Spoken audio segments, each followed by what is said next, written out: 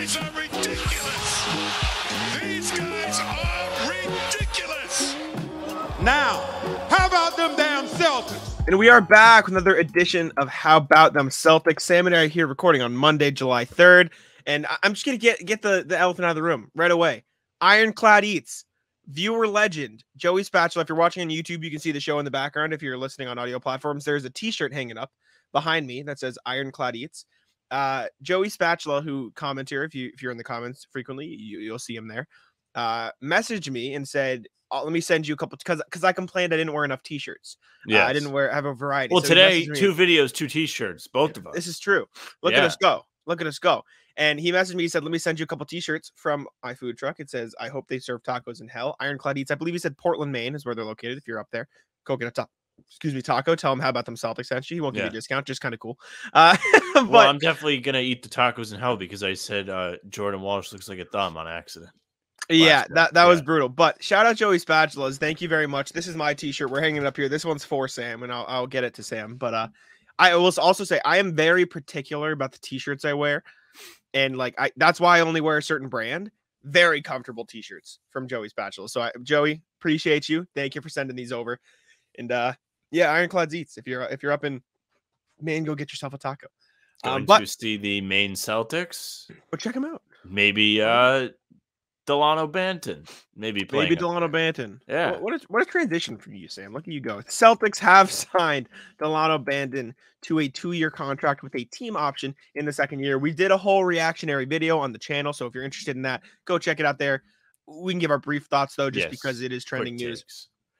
He is 6'7", maybe 6'9", getting conflicting reports from different websites. We're assuming 6'7", no shoes, unsure of his height, depending on the day, 6'5" to 6'9".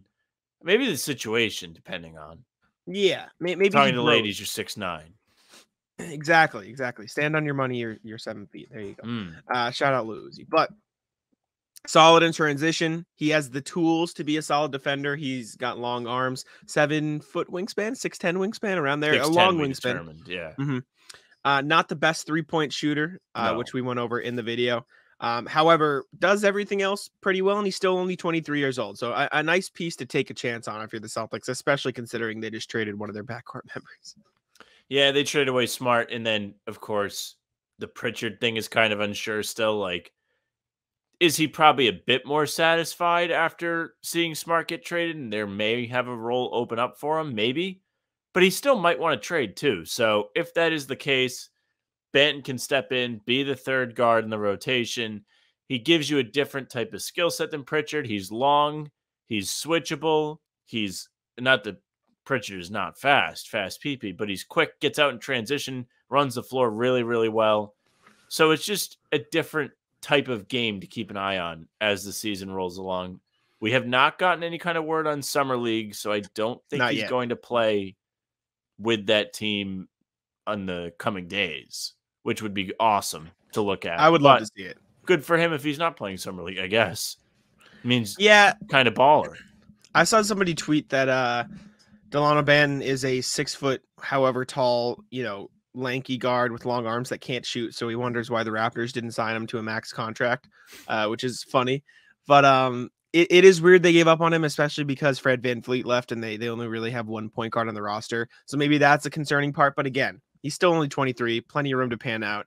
Celtics always need guys with long arms who can defend and little help in the playmaking department and in transition. He's very good at cutting, which we saw in the videos. So that always helps. So like I said, a low risk, high reward pickup for the Celtics. Not much that could go wrong with it. Worst case, doesn't play, you let him go after a season. Next thing is probably the news of the podcast, probably the title of the podcast. Damian Lillard may be getting recruited to the Celtics by Jayson Tatum, ? A lot going on there. Dame requested a trade from the Trailblazers officially, which we covered in the last podcast. But now today, via Mark J. Spears, I'm hearing Jayson Tatum is knocking on that door now to figure out a way to get Lillard to come to Boston. That's Mark J. Spears via Brian Robb, who put it out there in an article. And then also on top of that, Chris Haynes reported the Clippers, Timberwolves, Pelicans, and Boston Celtics. Those are the teams off the top of my head. I'm pretty sure there were more. Those are the teams who I know called to reach out about a potential Dame trade. So it does sound like the Celtics are at the very least a little bit interested in a Damian Lillard trade now. That doesn't mean Jaylen Brown's going to be in the deal. That doesn't mean X players going to the deal. That doesn't even, maybe the call was, hey, what you want for Dame? We want Jaylen, and they hung up the phone. But at the very least, Tatum and Lillard are friendly. They played on Team USA together, and the Celtics probably reached out, just at least intrigued about the idea. I hate that there is a recruitment for a guy that's under contract. I want to start with that point.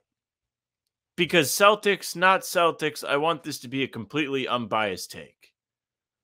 If he is under contract, it should not really matter what he wants in terms of where he wants to be traded. This has become a big mess. The Blazers are getting the shaft. They're going to get pennies on the dollar for him. After giving him a lucrative contract, you cannot swing this in a way where the Blazers are screwing this guy. You just can't. He's going to be 36 years old as a 6'2" point guard, making $63 million in the 2026-27 season. There is no way that any team should have gambled like that on a guy, especially to have them just be like, I don't want to play for you anymore. Have the Blazers been the most competitive team since the bubble? No, they haven't.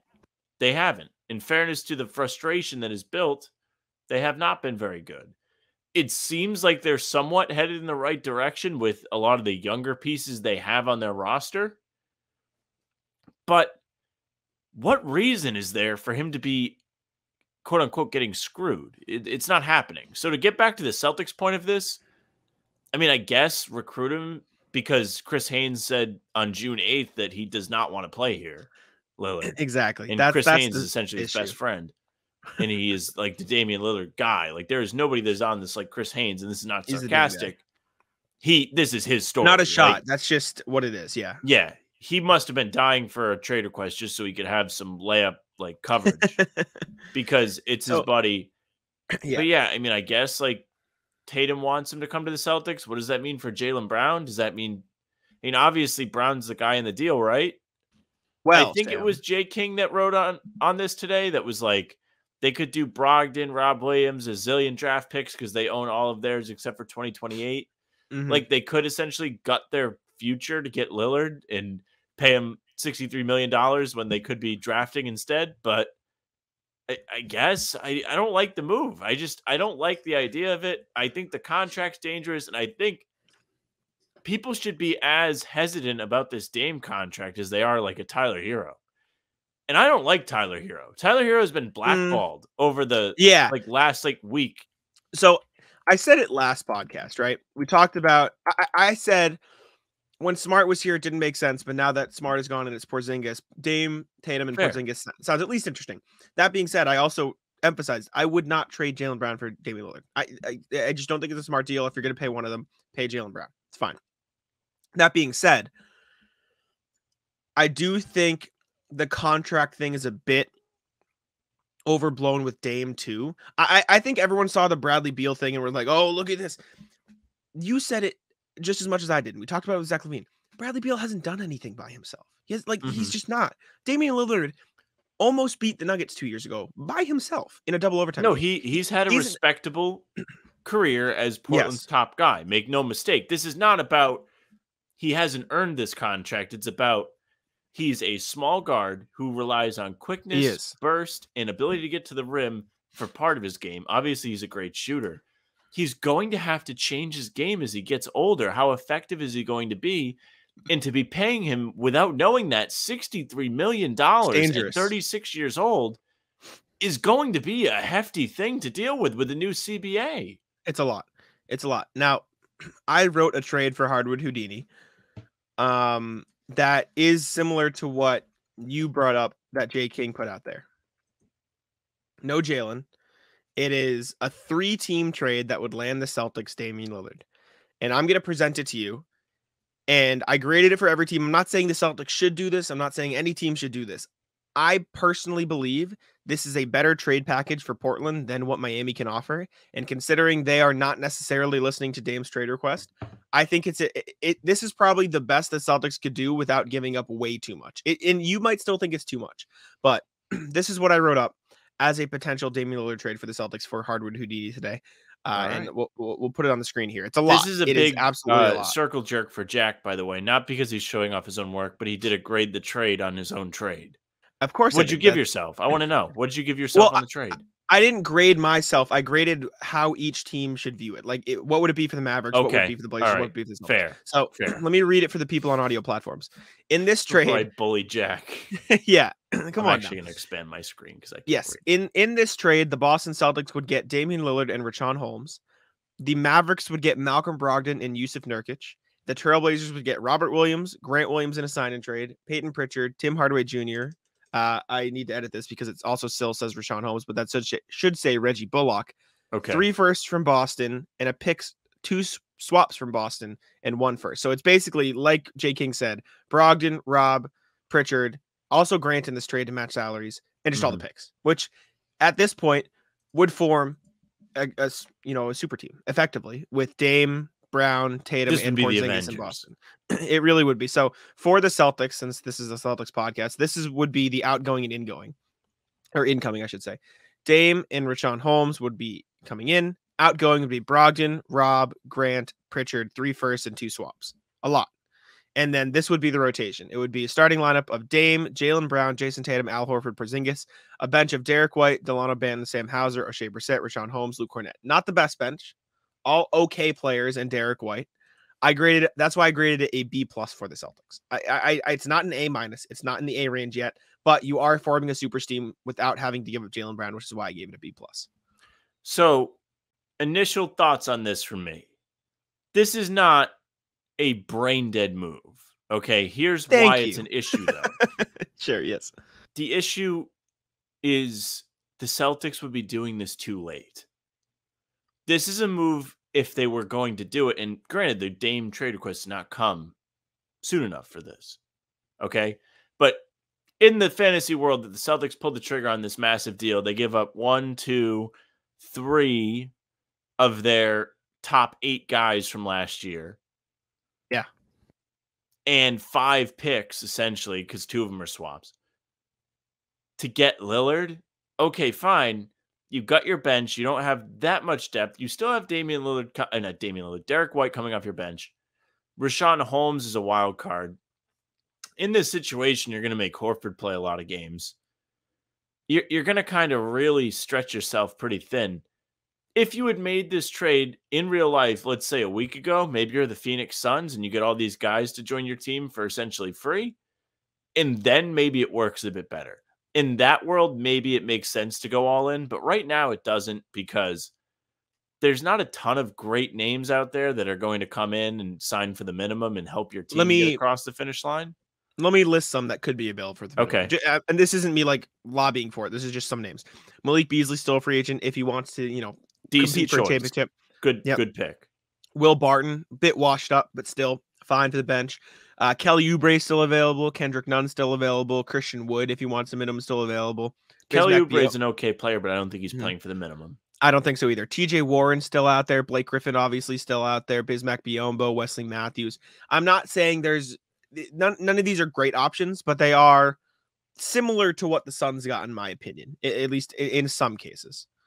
I think the Suns swung it a bit on the younger side, if I'm not mistaken. They did. And Watanabe was a really good pickup for them because I heard this from Bill Simmons and Russillo where they said they reminded me that when he was playing in Brooklyn with KD, he was nasty. He was making every shot and he was shooting like 60% from 3. So that's a really great fit. I think there could be potential, but I just think at this point it's too risky not knowing if you would have commitments from free agents. You're giving up too much of your rotation. And again, with the age and the contract and then gutting your draft picks, I hate it. That's from fine. That standpoint. I also forgot to mention JD Davison and Jordan Walsh. They're obviously young, but I didn't put them into my bench, so they would also be there. If you're curious, I ranked this in a B+ as well for the Mavericks, who would be getting Brogdon and Nurkic for Hardaway Jr., Bullock, Holmes, and a first-round pick. My reasoning leaves them a little thin on the wing, but Brogdon is a better player. Nurkic shores up the center position a little bit, even though he's not phenomenal anymore. He's still the best option they would have. So that's what I wrote for them. And for the Blazers, I gave it an A-. I mean, I think this is worlds better than the Hero Heat deal. Way more picks. Robert Williams is a position of need on a great contract. They could sign and trade Grant, get him for about 18 mil. He'd fit really well with their core. They could roll out Scoot Henderson, Simon Sharp, Jeremy Grant, Robert Williams with Grant Williams, Peyton Pritchard off the bench. Like that's a fine young core to start with, and they get all those picks. So I think this might be one of the better deals they get if it were to be on the table. It's not a bad deal for Portland in really any sense. I mean, they get a zillion picks. They get Rob. They get Grant, two key players that could help round out their rotation is probably the best word, with young guards that can help the defense a lot. Yeah, they have three younger guard type players. Sharp's technically a forward, but he's only like what, 6'4", 6'5". Like he's not very smaller, big. Yeah. They could certainly be a fun, competitive team in the West with that roster, depending on how well Scoot plays. You know, he still has a lot to prove as a rookie. Like we don't technically know what you're going to get from Scoot yet, but it gives them a good foundation for the future. And of course they have a zillion picks. I just have a very hard time giving up, and of course this is the point of a trade, a bunch of picks for a guy that's going to essentially be a handicap in 4 years, 3 years. Maybe. And I get that. And I get that. I think my counterpoint is, and this is just playing devil's advocate. Like I agree, it is a huge risk to trade your whole draft capital for. I mean, I've said it time and time again. The Celtics found their most success with Marcus Smart, not a score-first point guard. This would be getting a score-first point guard. This would be the same as Kemba Walker and Kyrie Irving, which didn't necessarily work. I think it's a little different because Jaylen Brown and Jayson Tatum are so much better now, and you still have Derek White and Kristaps is there. So, like, I think there is difference, but I get the hesitation. Pieces. I totally get the hesitation. To more of your point here, right? Lillard has a tighter handle than Jaylen Brown. He's probably going to give you a better puncher's chance in the playoffs to create shots out of nothing. Not to say that Brown is not good at getting buckets at the mid-range, but he's not going to kind of get targeted like on the offensive end by the defense. Is like Dame is one of the better playoff performers of the decade too. Like he is one of the better playoff performers this decade. So agree. Yeah, that my devil's advocate to your no is by the time Dame is going on that downhill, you'll still have the Jays playing their top. You'll still have Porzingis in maybe the later portion of his prime.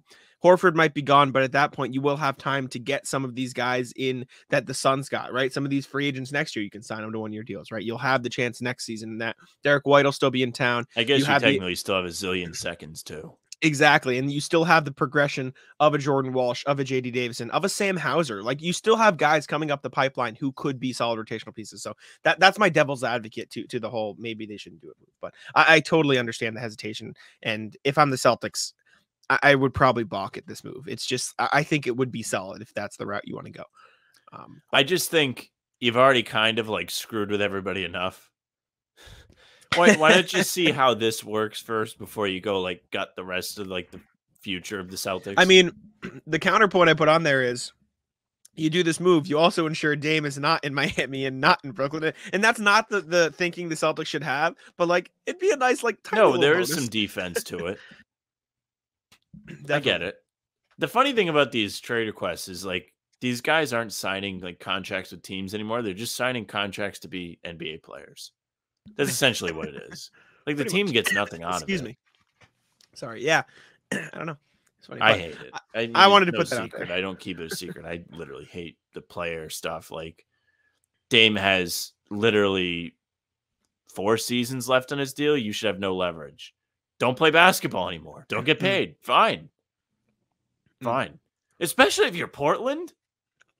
Who cares? Well, if I'm Portland, I want the return. I want the pick. You want a return, sure, but like at the same time, you can kind of just like go about your business without trading. Also, again, play devil's advocate because this is a podcast. 2 weeks ago, we loved Dame. 2 weeks ago, Dame was the best. 2 weeks ago, he was one of your favorite players because he's been so loyal. And obviously that changes because of your requested trade. I do respect that he spent 11 years there. And I would say out of the many, many trade requests that happen in the NBA, This is fine. his is like the most normal. Understandable. Yeah. But the posturing and the I only want to play for Miami, this is the issue I have. If he wants to like leave Portland, like I guess whatever. But it should not be a situation where you're publicly handicapping the team to only negotiate with one other franchise and hurting them in the long run. Like Miami really may not have to give them Hero if he really wants to like strong arm them hard enough. Like it sounds like they're not getting Hero. It's going to be a 3-team deal wherever they're looking for a third team to take Hero. And I mean, Miami could do a deal without him. Throw in Lowry, throw in Duncan Robinson. You're matching the salary. Yeah, no, I get that. It just from the perspective of Portland, like if there was ever a player where you'd honor his desire, it would be right. It'd be Dame. He's the best player in their franchise. Well, the desire is to be traded. Exactly. Sure. But it is what it is. Anyways, that's as far as any trade desire should be able to go in the league is you would like to not be on this team anymore. Fine. It is what it is. It is what it is. The next thing we have on the docket is not really in line with it, but maybe it's like a question mark. Jaylen Brown still hasn't been extended. And we knew that the Celtics have till October, till whenever to do it. But you're starting to see people on Twitter who are pretty smart basketball people being like, at this point, maybe it's a little bit weird, right? Like that Jaylen hasn't extended with the team yet. Maybe it's they're waiting to see if any dominoes fall. Maybe it's, can we not do the super max, take a little bit off to shave some things. It's just like an eyebrow raiser at this point. Like, you're seeing LaMelo sign, Desmond Bane, Halliburton, all these guys that were eligible on the same date. Nothing yet. Yeah, it's just a little bit weird. Yeah. Literally all these guys that maybe shouldn't be getting the contracts are getting them. And Jaylen Brown's just kind of hanging out. I tweeted the Squidward meme today of him just looking outside of the house and watching SpongeBob and Patrick run around outside, have a good time as he's just sitting there. That's Jaylen waiting for his extension. He hasn't gotten it yet. I personally don't have a take on why they haven't extended him yet. I don't know. I do know that Wendy said both sides are expected to come to a deal. Like, he doesn't think there's anything going on. And I think that's the consensus in terms of the insider reports is that they are going to come to an agreement. They're expected to figure something out. Maybe the number's not certain. I don't know what exactly it is. They don't have to pay him the full money. I don't know. I'm not a financial guy until it's other teams. And I'm like, that guy sucks. He shouldn't be getting money. But in terms of Jaylen, like, I don't know. Wouldn't you rather? Well, you can't trade him if you extend him. That's the rule. At least not yet. So, okay. I see where the speculation comes. It doesn't make a ton of sense to me for them to trade him. Do you want my windy fingers? Yeah, my windy fingers moment? Yeah. If Harden gets his way, how happy is Joel Embiid? That's my windy fingers. This is your pipe dream. Somewhat mine too. If I'm trading Jaylen, this is the guy I would want too. That's the only reason I can possibly think, or a Dame thing. If Tatum is serious about Dame, like I get it. I'm not saying I would do it. Like I said, I wouldn't trade Jaylen for Dame. But if Jason's serious about like, okay, maybe Dame can get here, like blah blah blah. Maybe that's like, okay, let's keep our options open at the very least. But if I'm the Celtics and I'm seeing this Harden thing unfold, which we'll talk about a little bit more later, and the wheels are spinning, a Tatum, Porzingis, Embiid, that sounds pretty fun, right? Like I think Porzingis could probably learn to play with him with the floor spacing and such. At the very least, you would say the same about Horford, and that didn't work. Sure, yeah, sure, but I mean, if you're going to take a chance on anybody and you want to pay somebody, get the MVP, right? Like that's my windy fingers, and that's not. I'm not saying it's a thing. I don't think it's a thing, but in the grand scheme of everything, the only reason I can think of for them to not have extended Jaylen, there's two. It's they're not agreeing on the money just yet, or the Celtics really just want to keep their options open and see how the trade market unfolds a little bit at the very least. But we'll see. I don't know. It's just a little weird. It hasn't happened yet because it's been a few days. I agree. The Celtics don't care too much about the emotions during trades, do they? And as much as people like Anthony Davis' dad hate that, it's a business. Yeah, rock hard week for Anthony Davis' dad. He's hyped. I almost wrote about it for Houdini when writing about the smart stuff. Yeah. And I almost was like big winner in all of this. Anthony Davis's dad, and just like linked him trash in the Celtics. But it is like victory lap for Anthony Davis's dad. They told Marcus Smart that he wasn't going to get traded a week before. And then they trade him. He was sleeping, apparently. I haven't got to dive into all of the quotes. I've read Let's get into it now. Quotes, and I guess if we want to transition keep it somewhat on Jaylen, he said they don't have beef. Yes, it's all right. Let's dive into the Marcus thing here. Like Sam said, Marcus Smart spoke to the media for the first time since the Celtics trade. He was the Dana Barros Center in Stoughton, which I live right by. I wish I went, but I did not know what was happening. But let's go through some of these Marcus quotes here. I pulled them from Gary Washburn of the Globe and Bobby Manning of CLNS Media. So thank you to them for providing this. Yeah. It was a shock, Smart said. My agent called my fiance and she woke me up out of a sleep, literally right after the deal had been made. And I think the media had already tweeted it out. That's how we found out. It was definitely shocking to find out that way, especially because the week before I was already told we were good. There were no trade talks with me and we were good. I understand the business side of it. I've always been like that. I'm the first one to tell you, you can't mix personal with business. It just doesn't mix. I understand it's a business. For me, it's just a lack of courtesy. He didn't say lack of, but that was the implication. They probably already knew they were thinking about trading me, that they had this trade in their back pocket just in case something else didn't happen. And for me, it's the simple fact of, hey, we're thinking about trading you. Well, most likely we'll trade you, just letting you know. Thank you. Especially with telling me the week before and my house flooding and having to deal with that. It was a whole lot at once. So it just sounds like the communication process wasn't really there, which you got to be shocked at considering his history with the team. Agree. But like he said, like it's a business, and so he understands that. It's kind of shitty to see a player like Marcus get dealt like that, the cards that way. I agree. I completely agree. I couldn't agree more. I hate this. I hate the way it was done. I think it's a bad karma type thing, if that makes sense. Like I feel like they're kind of due some bad luck after this. Not that they haven't had their fair share in the last couple of years since the Isaiah thing. If you believe in all that. I think the guy gave his all to the franchise. I mean, we've said all this on the podcast. We really don't need to say it anymore. But for him not to have any idea or be told he wasn't going to be traded is one thing. It's kind of weird that they would have did that. Of course, it wasn't expected as the day was going on when the Clippers pull out and then Brogdon's not in the deal and then they have to find a new deal or a new third team. Now, and the pressure starts to build with the Porzingis deal expiring. And also, this kind of pokes some holes in I think it's a Boston Globe report that he was going to get traded anyway, or it was in the works or something. I wonder how much of it was like, in theory, I'm not defending it because I do think it's shitty. It just is objectively. I wonder how much of it was they weren't planning on trading him. They didn't want to trade him, but in the final hour of the deal, right? Like Grizzly said, give us Smart or no deal. And they were like, that's what I mean. Yeah. You know what I'm saying? So like, maybe they were like, they truly didn't plan on it. And it was just like, it sucks. Like, that's just how the NBA works sometimes. And it sucks, but yeah, I hate it. I thought it was a bad look for the franchise. And after a year of saying, don't trade Gallinari because it's going to be a bad look. He wanted to play for you and he never got to play and you trade him. They one-upped it. Both at once too. Same deal. Yeah, double down. Next thing he's talking they about. Better win. They better win. Every time we talk about this, that's my take. They better win a title.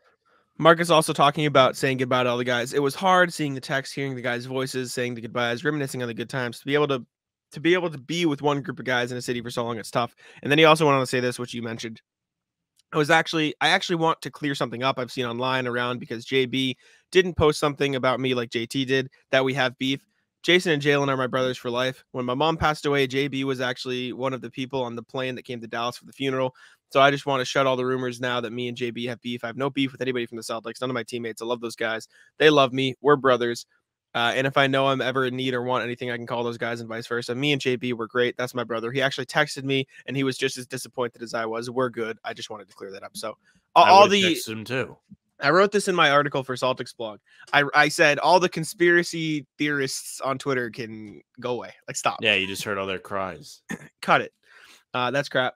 Also, Marcus talked about his conversation with Brad Stevens. It was a tough conversation with Brad. He was very emotional, but like I said, I'm sure there's a lot more that went into that won't be said, can't be said, but it's all love. Brad knows that. We've had our talks over the years. We've had our moments, and I grew up with Brad as well. My first year was his second year. It was definitely an emotional talk for him, but like I said, there will always be love there, and there's no hard feelings. So as much as it was a crappy situation, like it sounds like whatever happened in that conversation went well. Like it sounds like Marcus truly doesn't have any hard feelings and he understands it's a business. And like I said, maybe it was just a simple fact of they didn't want to trade him, but in the final hour, Brad had to do something because he wanted to get the deal across the finish line. At least he says no hard feelings. I don't know. It sounds like he's just being mature about it. Yeah. I mean, this all sucks. I don't have much more to add because I don't want to. This is relevant. It's news, and we have to talk about it. But this is the kind of thing we just can't keep talking about. Like, I mean, we've said what's to be said. Last two quotes then. In that case, not actually getting us one. That's probably my only regret. Smart said about not winning a championship. I love the journey that I've been a part of with this organization, with this team. I couldn't ask for more. The only regret is that we didn't get a championship when we had our chance when I was here. But other than that, I've enjoyed my run. I'm very thankful to the organization, to the city, and my teammates for allowing me to be here and really taking me in. A Dallas kid to be able to take me for everything I have, who I am, just allow me to be me. I say thank you. Yeah. It was a nice send-off. Deserved a better ending. And they better win. They better win. They better win. I agree. But yeah, Marcus Smart, probably his last comments to Celtics media. Now we can move on to the NBA. Definitely not. When he comes back, there's going to be like the biggest media gaggle you'll ever see. Well, I meant like in Boston, in the city, like as not officially. You know what I'm saying? Like it was his send off as a Celtic, even though he's not technically a Celtic anymore. Does that make sense? You know, those tickets will not be cheap. No, they will not. They will not. Moving on to the NBA programming of the show. Let's just go over free agency a little bit. Nothing crazy has happened, but just catch up. We're playing catch up with NBA free agency here. I'm going to read out the list, then we can talk about any ones you find interesting. Mason Plumlee back to the Clippers. Eric Gordon to the Suns. Ty Jerome to the Cavs. Cody Zeller to the Pelicans. Dennis Smith Jr. to the Nets. Robin Lopez to the Bucks. Torrey Craig to the Bulls. And probably the most, at least, intriguing one or noteworthy one, Miles Bridges back to the Hornets on the qualifying offer, which means he will be an unrestricted free agent next year. We've talked about Miles Bridges plenty of times on the show. I don't think he should be in the league, but it doesn't shock me that he is. And I'll say this, I saw this on Twitter as well. The fact that no other team out there was willing to put in an offer sheet should tell you just about how people are feeling about Miles Bridges around the league. You know what I'm saying? It's a good take. He had to sign for the qualifier. So we don't have to harp on him then. Of these, one that jumps to me is Ty Jerome. I don't know why. I have like a little bit of interest in that signing for the Cavs. Not that they need a ton of guard depth because they do have Mitchell and Garland to kind of swap in and out if they feel like it. And they, I believe, still have Rubio on the bench. I think he's still under contract. So, yeah. And they re-signed LeVert. So they have a solid guard rotation, but I'll never forget Ty Jerome just pouring it on the Celtics when OKC was on that like 20-something game losing streak. And then they came to the Garden and won. And Ty Jerome had a massive game. So I'm interested to see how he fits with the Cavs. Of these guys, does he have the biggest impact? Probably not. It'll probably be Eric Gordon. Yeah, I think Eric Gordon has a real chance to impact the Suns, especially since, like we mentioned earlier in the show, they got a bunch of guys for free. I saw this on Twitter. Eric Gordon is the best player on the Suns, in your opinion. Where is he? 4th? 5th? No, he's not better than Ayton. Oh, sorry. Yeah, I miscounted. 5th? Is he 6th? Might be 5th. It's up there. That's good. I mean, that's not great for your depth either. Make no mistake. He was solid last year. He had solid shooting splits. Yeah. He wasn't a bum, and he's not making a ton of money anymore, so his value is completely shifted. He's fine. Other ones that I think are interesting here, I mean, obviously the Torrey Craig thing you have that is your dream offseason where they land Carter and Craig. Yeah, I said that was my dream for the Celtics, and the Bulls just decided, nope, we want that. The Bulls are like, we're going to take these guys and just let them sit. It's fine. I mean, I think the Bulls have put together a solid bench, at least. Like, if their goal was to compete, they've gotten 2 really high-level role players there, and one of which, Javon Carter, would probably start for them if I had to pick. I think Robin Lopez to the Bucks is fun. Play with his brother. I mean, it's not crazy, but I just think it's fun. Plumlee to the Clippers. Reports indicating they are shopping Ivica Zubac in favor of Plumlee. I don't know if you saw that. So a bit weird, but they like Plumlee. They're Plum Nation over there apparently. How old Dennis is Smith, Plumlee? 31, I think. The Dennis Smith one to kind of 33. just piggyback on you 33. mentioning him. Yeah, it's a Yeah. little weird to get rid of Zubac, even though Zubac is like 28, 29. He's fine. He's not young either. But Dennis Smith Jr. actually had a good close to the season with Charlotte. Kind of nice little comeback story, along with Chris Dunn, who is back in Utah. But like those are two guys that kind of came into the league as high draft picks. Might have been the same draft, maybe not. 1 year apart, and then bounced around, fell out. Now they're back. They both looked pretty solid to finish the season. Dennis Smith Jr. had multiple games against the Mavs where I think he was pretty good. He had one where he hit a dagger three and was talking to them. Yeah. After he was a part of that team for a while and they let him go. I believe he was drafted by them and they traded him for Porzingis. Yeah. If that's correct. Yes, he has a top 10 pick. Yeah. So he's back. And speaking of back, pick up for the Nets. Big, yeah, helps with their guard depth. Dante Exum also back in the league. Yeah. I don't know if you saw that. On the I did see Mavs. that. Look at him go. He won. He helped the ABA KK Partisan win their first league title in a decade. He's pretty good for them. That's the Australian one? No, it's like the Balkans. It's out in Europe. It's multiple countries. He's the guy who got body slammed by Yabusele. Remember then that was a clip on Twitter. that was Dante Exum. But his shot came around in Europe this past year. He's shooting around 38.8% from three this past year. So good pickup for the Mavs. Get a good defender in there. Maybe he shoots well. The weirdest one for me, why Cody Zeller to the Pelicans? Why? Like just for what? This is kind of funny. I saw the Cody Zeller tweet, like the Woj notification. Yeah. And the team wasn't on there, and I was like, please don't be Celtics. Please don't be Celtics. Please don't be Celtics. Yeah.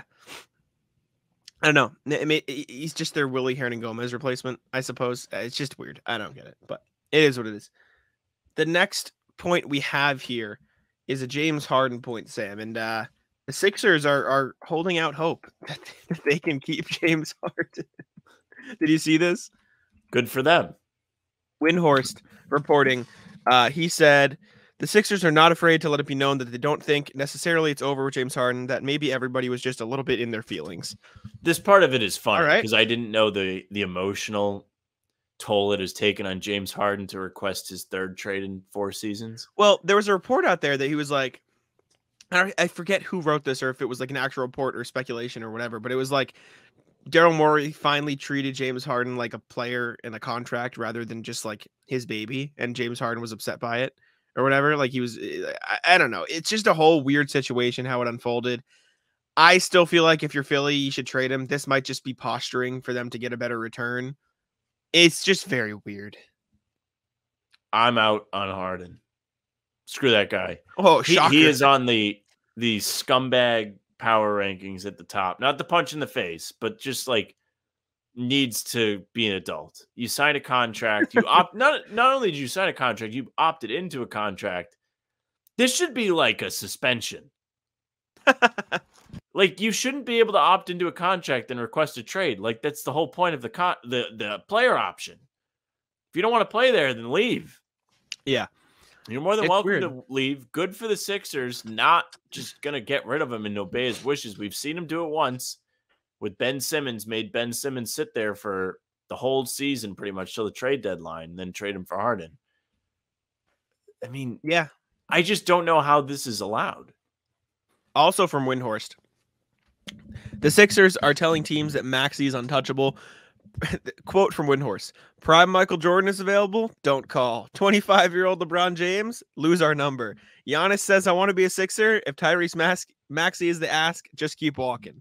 So I don't know if I'd go that far, but in terms of the players that are available, good on them. I would say, good for them. Don't want to give up Maxey. I like the strong-arm GMs. I just think the league needs more of it. This whole player empowerment is terrible. I've said it before. I'll say it again. I can't believe the amount of just red carpet rolled out, do whatever you want some of these guys get. I get it. so much money is tied into certain contracts, you have to keep them happy. Again, they're not signing contracts with teams anymore. They're essentially just signing to still be an NBA player and get paid wherever they go, which is good. Like, they should get paid. If they get traded, they should get paid. But it shouldn't be like, it feels like it's a one-way street with this stuff, even though technically it's not, because we saw Smart just get traded. Yeah. So, like, it does work both ways. But I hate when the stars do it. I know what you mean. And I mean, it's never the stars that get blindsided by this stuff. Yeah, and speaking of, we have Dame next on the docket to talk about a little bit more, and there's a little bit more than what we talked about already. I'm more okay with it with a player like Dame who has literally done everything he possibly can to win his franchise, whatever. That's why I wasn't upset when Bradley Beal was like, "All right, maybe it's time. Like, let's give this up." James Harden's been on this is gonna be his 4th team in like 3 years. If he gets traded here, what are we doing? So he's a loser. It's kind of whack. He plays like a loser. His play doesn't garner this kind of behavior anymore. It just doesn't. He showed up after winning Game 5 at the Garden in Boston when they just ran the Celtics out of the building. He had, I want to say, 13 points in Game 6, shot 6 of 14, 4 of 16, something like that from the field, something terrible. Turned the ball over 5 times, and the Sixers lose on their home floor in Game 6. Comes out in Game 7, scores 9, 3 of 13 shooting, turns the ball over another 5 times, and straight up quits on the Sixers.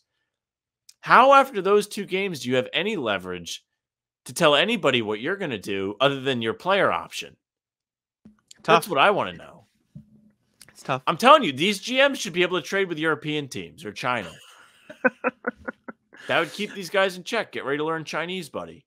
Forget signing an NBA contract. You're signing a worldwide basketball contract. You can play basketball anywhere for X amount of money. See you later. See you later, James. Have fun in the ABA league. But back to Dame here. There is a little bit more that has come out about Damian Lillard from, you guessed it, Chris B. Haynes. Players are monitoring the situation and how the Blazers handle it with Dame, per Chris Haynes. It's going around on Twitter. It's a lot of Dame saying Dame and his agent will tell teams not to trade for him because he only wants to play for the Heat. The Jazz have been rumbled. The Spurs, Clippers, all these people. My thing is the whole players are monitoring it situation. I've seen a lot of people say this on Twitter. I have Stool Greeny's tweet. He tweeted out all those top tier free agents that weren't ever going to Portland when Dame was there really won't go there now unless they do what he wants. Yeah. I'm sorry. I love Portland. I love the Trailblazers. I've said this. Dame is one of my favorite players. I wanted them to get the #1 pick. Exactly. No one's going to Portland. This is not going to change free agency. There's no one's going there. Why couldn't Dame get a star there for X amount of years? Because no one cares. No one wants to go play for the Blazers. Means nothing. The Blazers just need to do what's best for their franchise. They have a solid young core.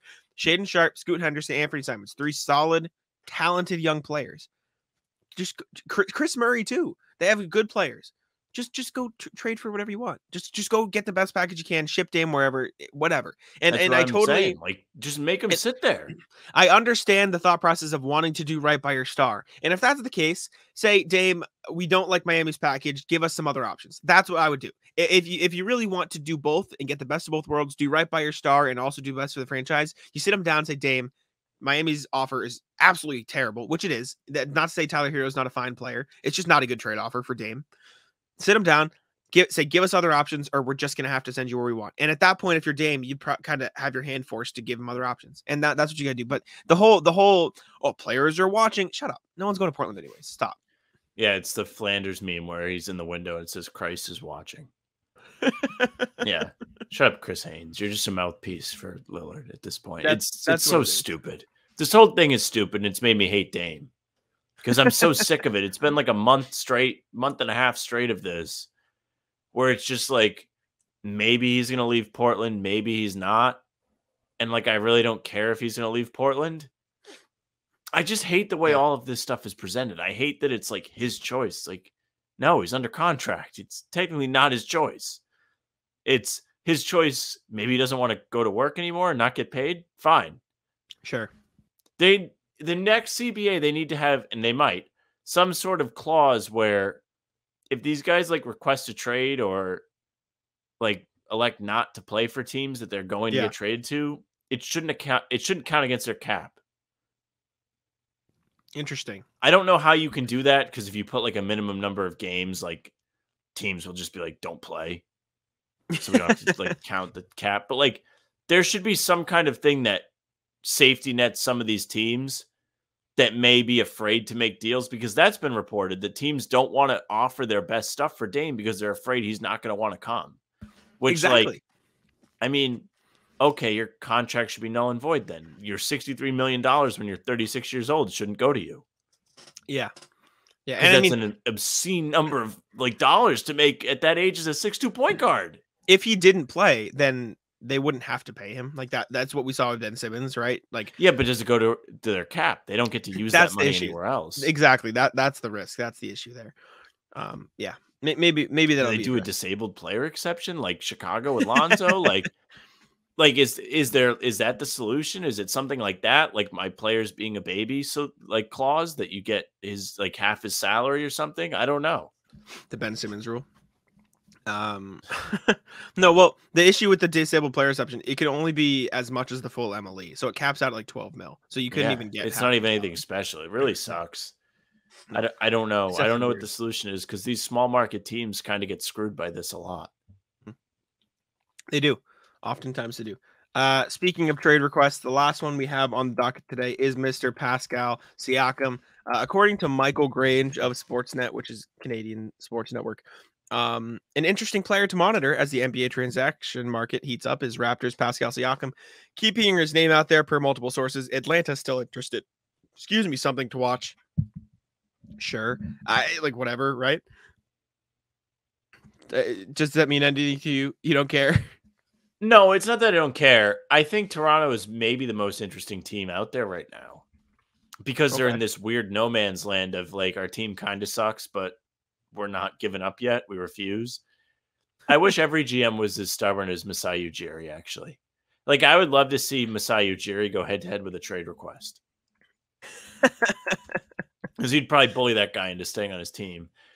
The Siakam thing is like, whatever. I think the Siakam aspect of this whole Harden and Dame saga is interesting, because if he becomes available, one of those guys should be a candidate to go play for the Raptors or to get shipped to Siberia, because even with those guys, whatever package it's going to take to get them to Toronto is going to cut the roster enough to where it's not going to really help the team, which means they're not going to do it. Yeah.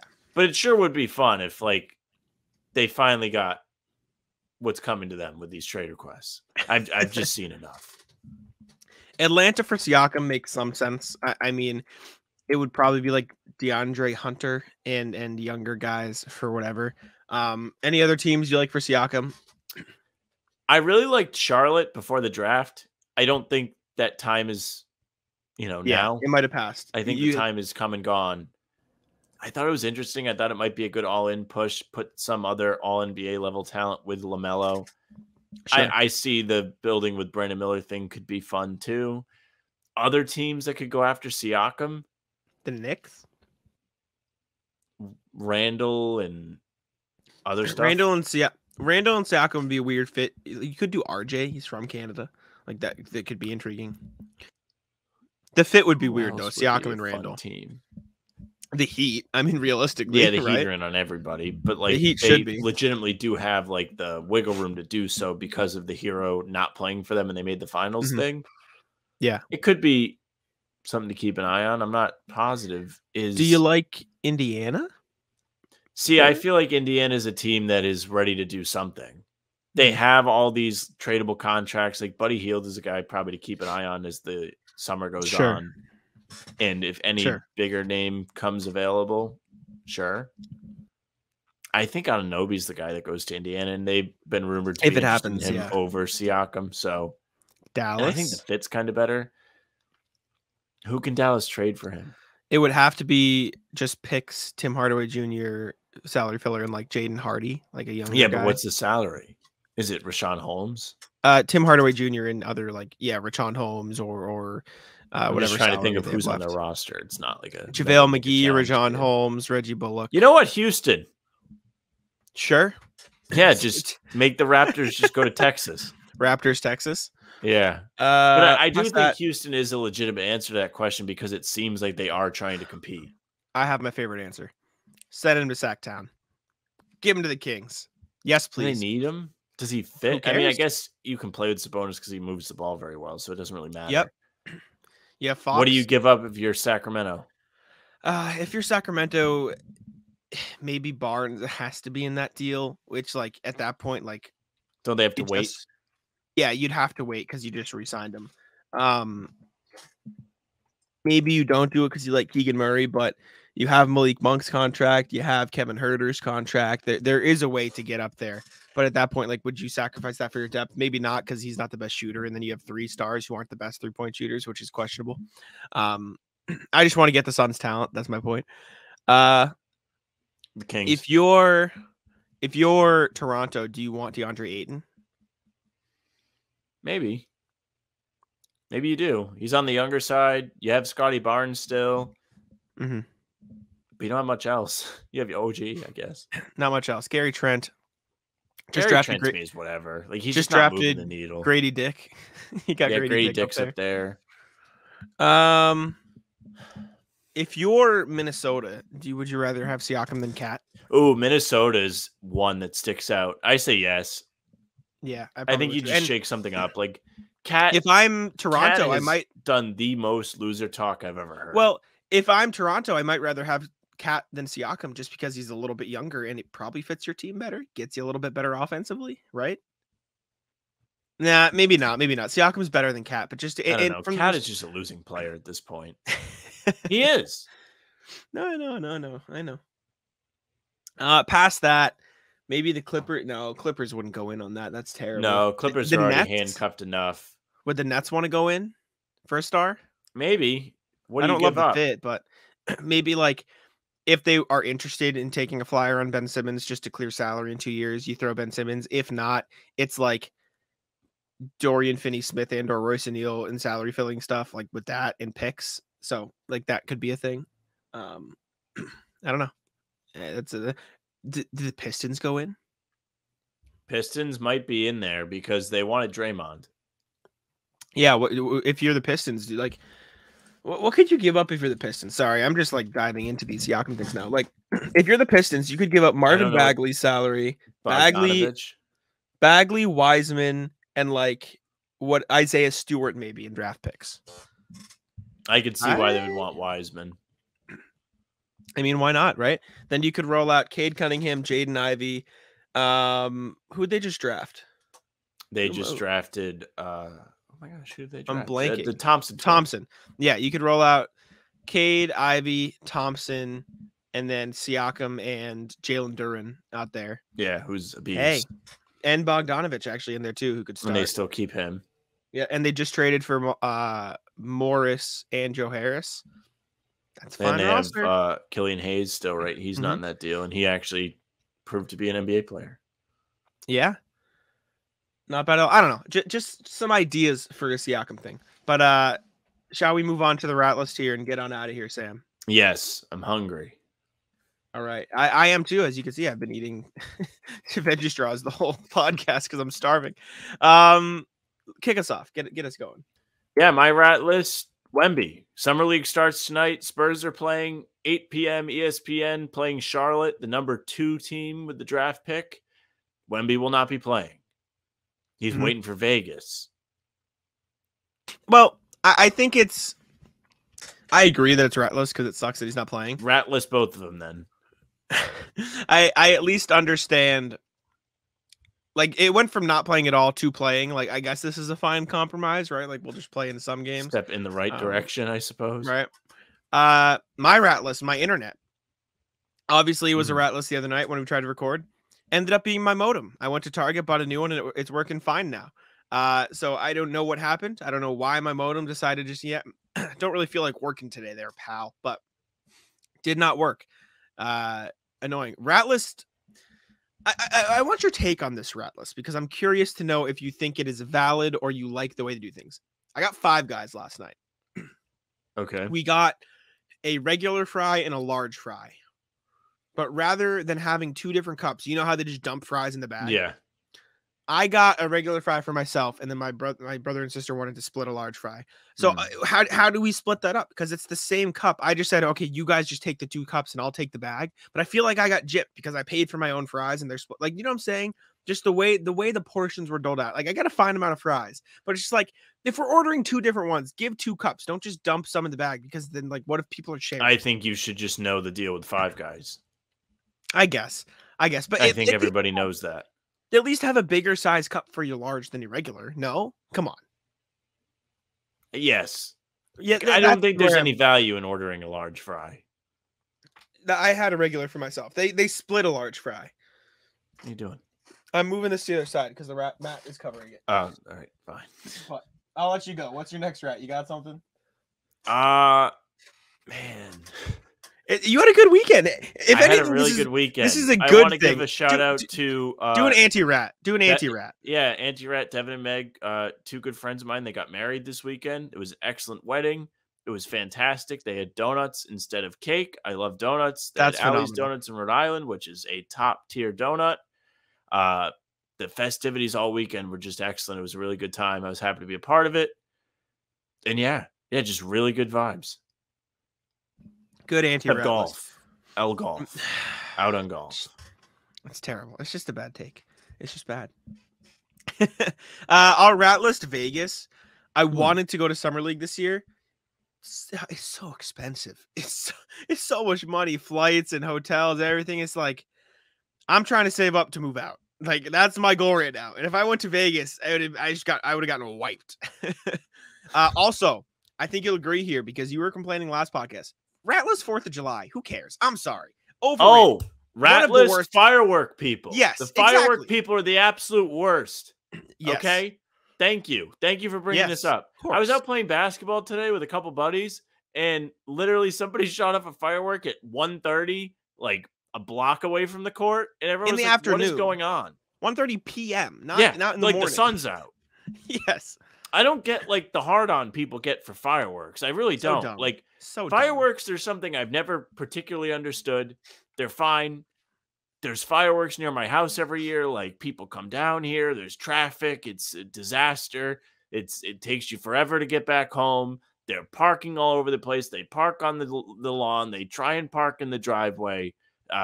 It's just a mess. I truly do not get the let's go watch stuff explode in the sky. Just go on YouTube. It's the same thing. Yeah, Ratless 4th of July. How do we just not have a better tradition for that? Maybe I'm just not patriotic, and I'm not, but like, isn't that funny? Holiday. I'm not either. Like, I was talking about this with somebody. Like, I don't get excited for like the USA to compete in things, like just from a sports perspective, right? Like, I don't like even US soccer. Like, I don't really get up for it, and that's one like where it's fun to cheer for them. I like the World World Cup. Cup. The best.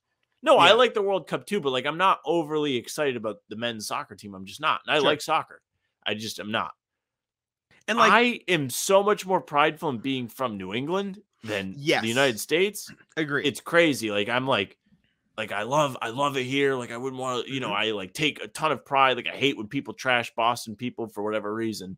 Like I don't get that way with the whole country. I'm like, whatever. See, I'm very. It's not even a politics thing. I just don't care. Yeah, I'm grateful that I live here, and I'm grateful that like all that stuff. But like, are people gonna get mad at us for this? Well, why? Like you said, why is the celebration? Let's just go eat hot dogs, hamburgers, and set off explosions. You could be the biggest. Get out of here! Get out of here! Especially, I'm sorry, burgers made by your relatives on the grill are terrible. They're just bad. They're just objectively not good. I was going to say the opposite. Like, usually cookout burgers slap. No, because they're always burnt. They're always extra crispy. They're always either way too thick or just completely disproportioned. See, I always think I can eat like a million of them. No. The issue is maybe it's just the people that have had making burgers. When I get a burger at a cookout, they're always like fucking meatballs at this point. Like, just make thin patties. Stop trying to clump the ground beef. You're not cool. You're not Gordon Ramsay. Buy pre-made patties that are thin, throw them on the grill, have a nice time. Chicken slaps. Grilled chicken is fine. The best food. Yes, agree. Grilled chicken is fine. Yeah. It's just, I don't know. They always get burnt. It's always a mess. Good 4th of July and like the dumb things that go along with 4th of July rat list. Agree. Yes. I think it is fun because it's a summer holiday and you can get together and be outside, I guess. But like the people Also, setting off fireworks, rat list. I'm going to rat list it again later this summer because I'm going to the Cape with my family, which I'll have to bring my laptop and record down there. It's fine. Rat list the beach. Beach is top 5 most overrated things on the planet. Beach is terrible. Beach, what are we doing? Golf. Go. Hot dogs. Go hang out in a backyard. Go hang out with your buddies. Go play basketball. Go do something. Go to a pool.